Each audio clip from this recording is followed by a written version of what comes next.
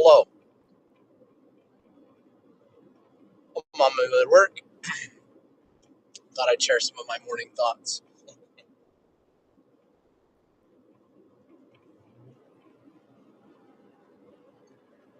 Speed here.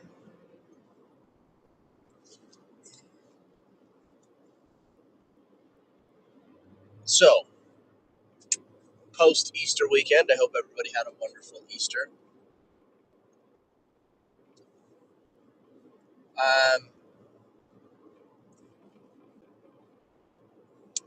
I'm happy that the pilots were able to be rescued that were shot down over Iran.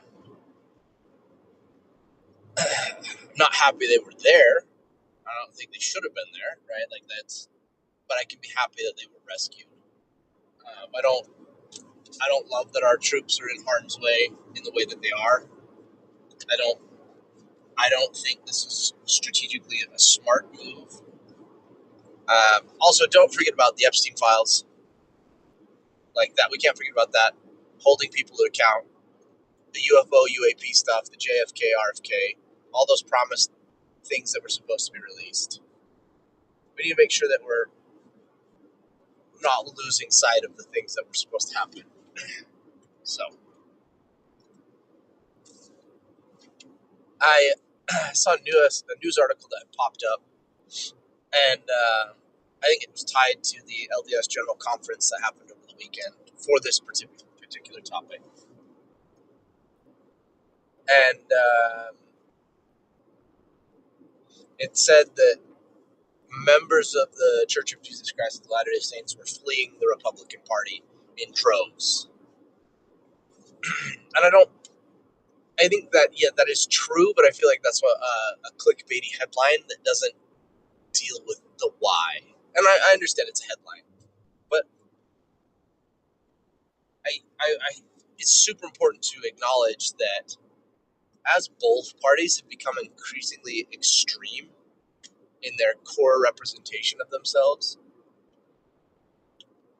uh, I think that the parties have moved so far away that if you are truly trying to be a practitioner of Christianity, like love your neighbor, love God, love your neighbor, like first two, right? Most important commandments.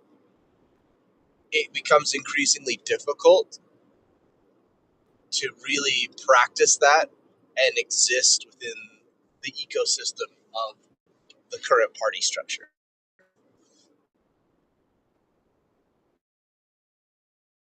Commented on somebody's.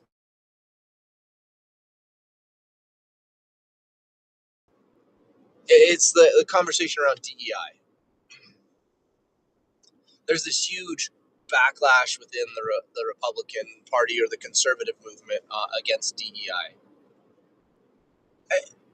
And I think it's, as much as people hate when you use the word nuance, it's annoying that neither side is correctly representing the argumentation of the other, or why, like, we're not acknowledging why DEI happened, but we're also not acknowledging how DEI was hijacked to become a problem. Right? Like the original concept of, like, hey, we've over disenfranchised this group of people. We have cooked the system against them actively and purposely. So let's try to, like, make sure they get included. I like that in and of itself isn't a bad idea. Oh, I hate this. Don't pass on the right. Don't pass on the right. Don't pass on the right.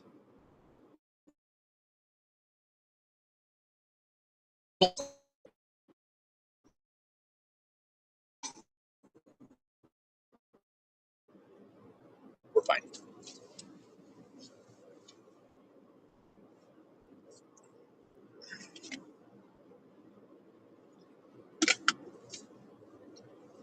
So, like, the concept of, like, oh, DEI, like, you want to make sure that you have correct representation. So if you have the opportunity to hire somebody from one of these groups, you should. However, that ignores the fact that malicious compliance, I think, is what if you look at a lot of people were doing with DEI. So instead of finding, like, it basically said if you have a qualified candidate who is of this group, you should prioritize the hiring of that candidate. And that's not what happened, right? So instead of like broadening searches to find qualified candidates, they found unqualified or underqualified candidates, put them into positions they shouldn't have been in, and then they're like, oh, see, like, this is stupid. And I'm like, yes, your implementation of the thing is stupid because you're being maliciously compliant.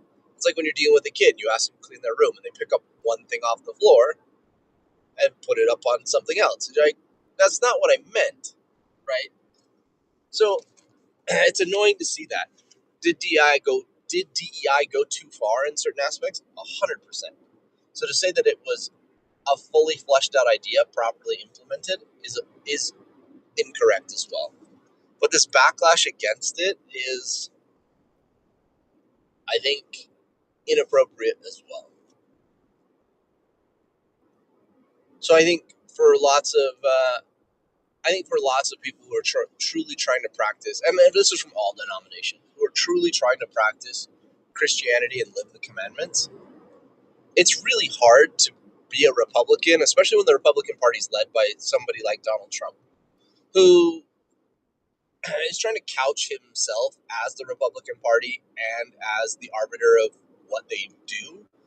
And clearly, he isn't a moral actor. Right? I don't like this. Is my opinion.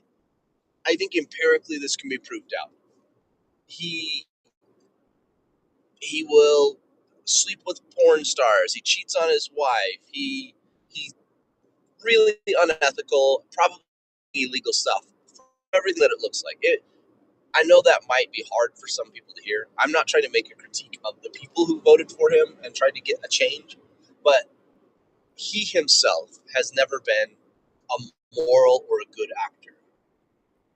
And the more that he behaves like erratically and just like basically he's of the mindset that whatever he does is right.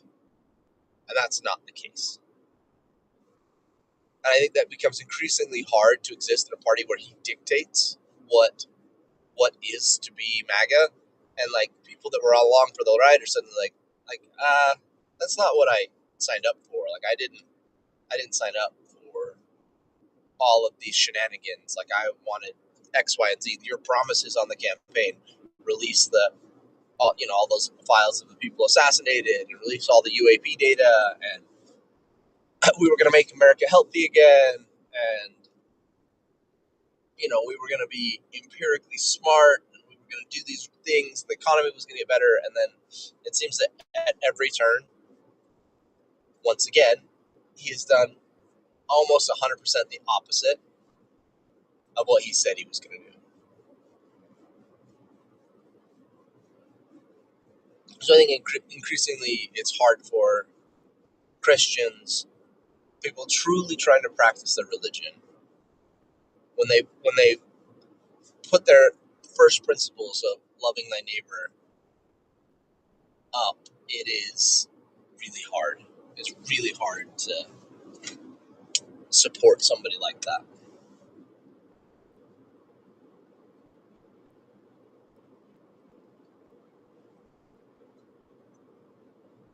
And I mean, I didn't I didn't think the overall messages of the LDS General Conference were quite as blunt as I thought they would be. They were pretty direct, but there was a lot more like love, and it was kind of like, stop being so contentious. Don't um, don't choose violence. Just I think I keep going back to the Articles of Faith, and what is it? We worship the Almighty God, and we grant all men the same ability to worship how, who, or what they may. Right? Like, just because I believe it doesn't mean you have to, and you have to worship the way that I worship. I think oftentimes we forget that. It's like, and not that it's like. passive, but that like yeah, you can do what you want. Like that is the ability to choose. Like and you can choose. Like it's not a bad thing. It's not a bad thing to worship how you want to worship. Like I think we should celebrate more people's faith, just in general.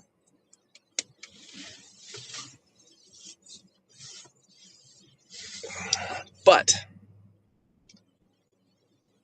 that being said, this could be a wild week. I'm looking at gas prices here: $4.17 a gallon. Diesel's at $5.35. Like this is gonna be a party. And I don't feel like Donald Trump is able to connect cause and effect very well. He can't grasp that he's causing a problem.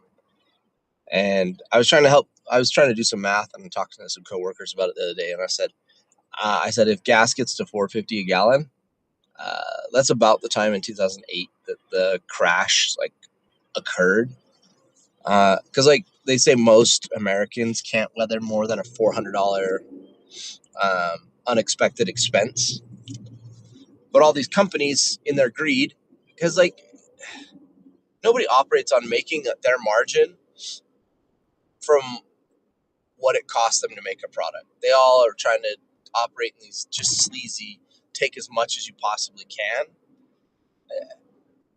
And then they're like, oh, well, Americans are living on credit cards. I'm like, well, yeah, at some point they are, because, in the 80s and before, like the telephone was new, you would over the air TV, the 13 free channels, and maybe you started to get cable, but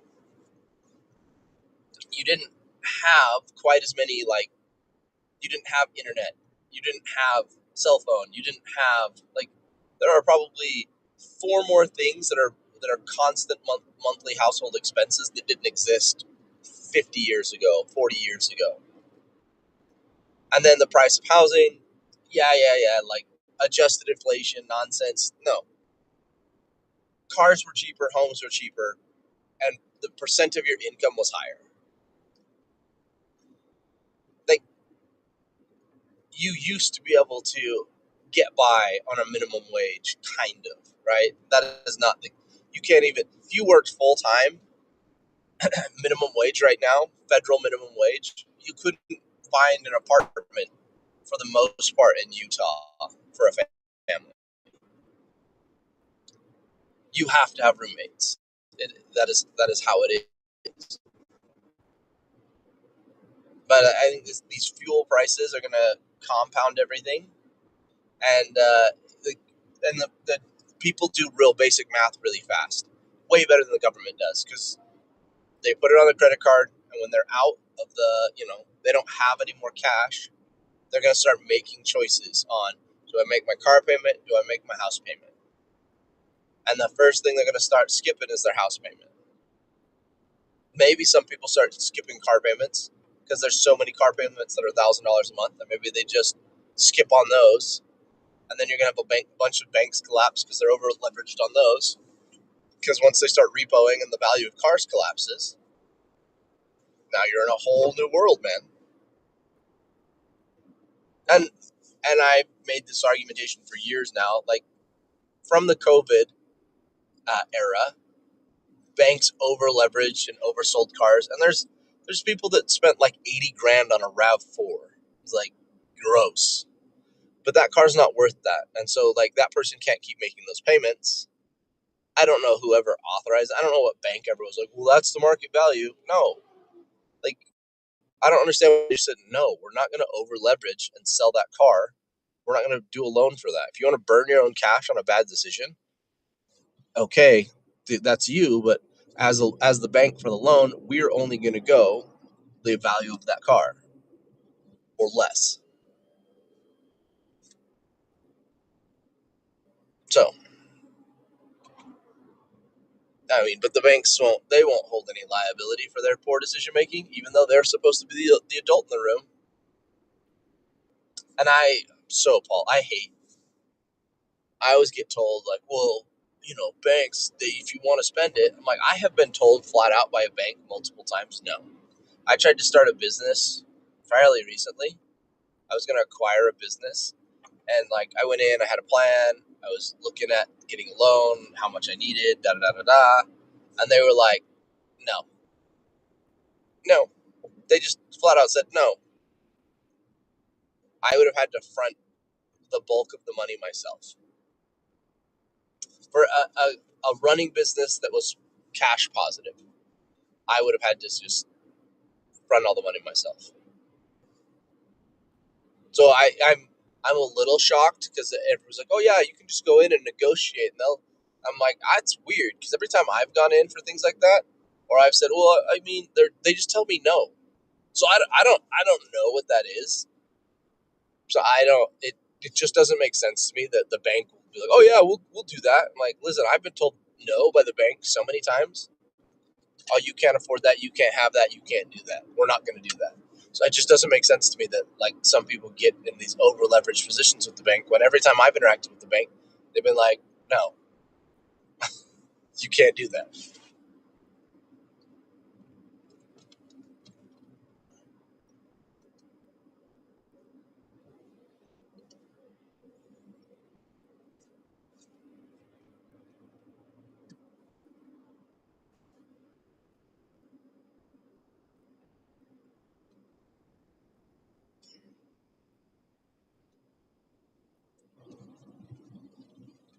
But I mean, with higher gas prices, you should see escalating car repos, which I don't know if anybody's noticed this, but your bank has been taking more and more time.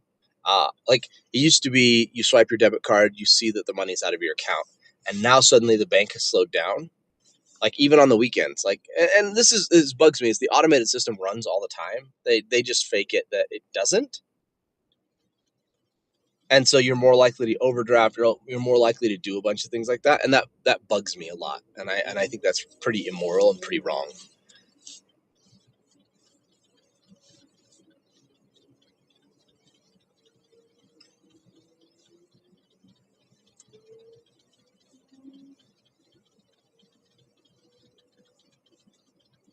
But hey, all I do is scream into the wind, and nobody really like this. This is me just talking into a camera, streaming to the internet for nobody to watch, and that's fine.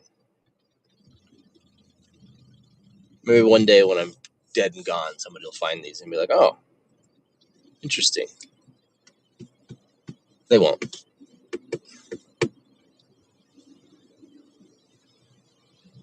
I just scream into the void.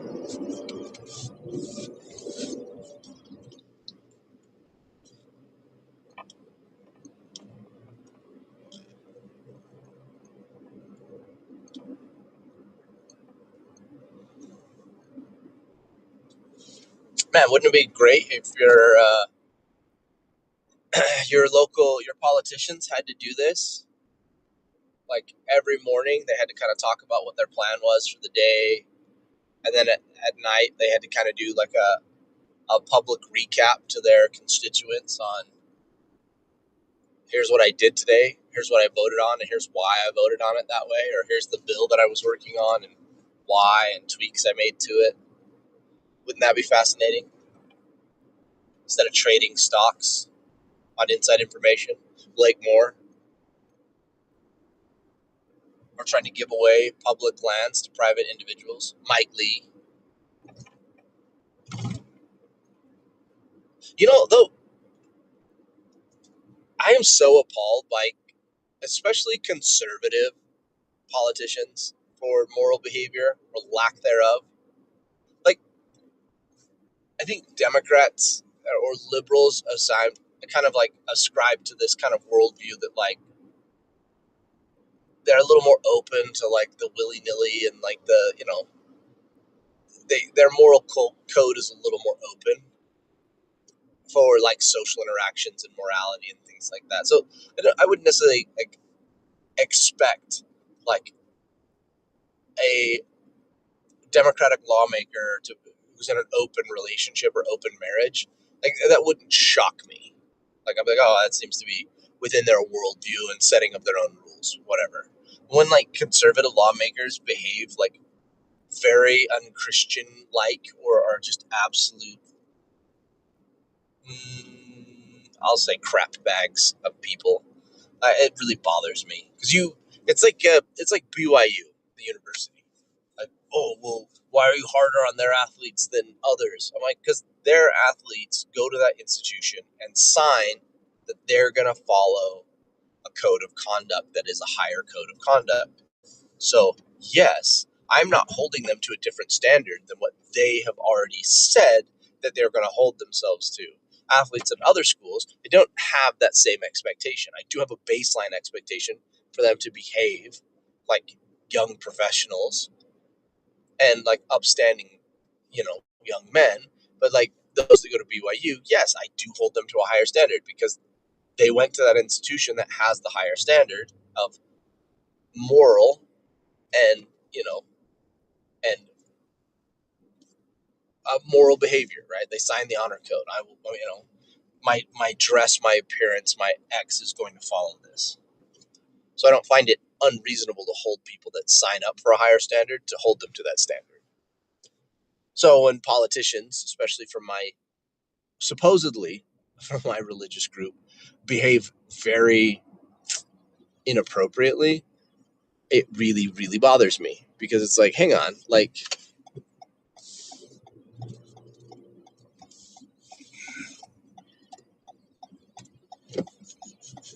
I shouldn't have gone this far in this lane. That was my bad. That was dumb of me.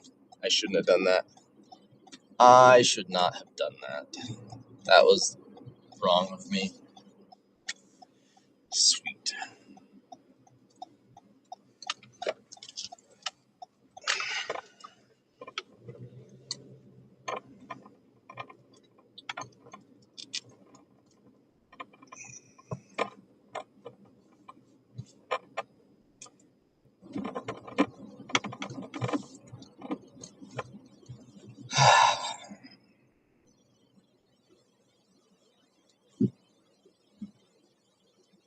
Another is I'm trying to sell my house so that I'm trying to sell my house in Logan so I can get a house a little bit closer to where my family's at.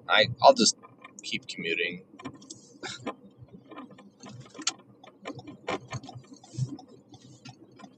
I just need to find, hey, if anybody's, I need to get a little electric car so this commute doesn't cost me so much money. So if anybody's got one or wants to give me one, that'd be great. I also just want to get a little house, a workshop, and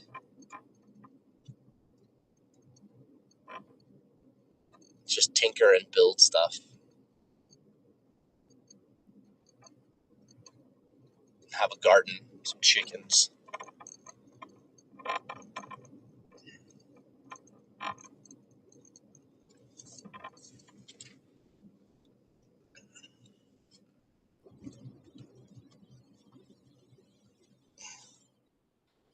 A couple goats to help it. More sheep to help everything stay mowed down. Some solar panels, backup batteries. Live me a life.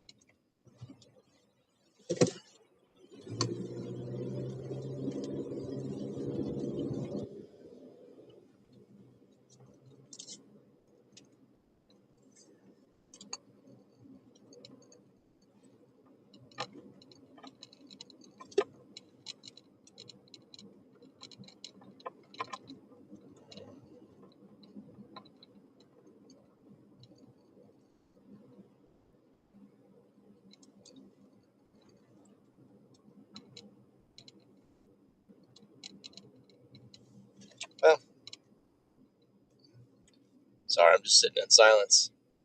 I guess we'll just call that for today. I'm sure I'll have more thoughts on stuff. See ya.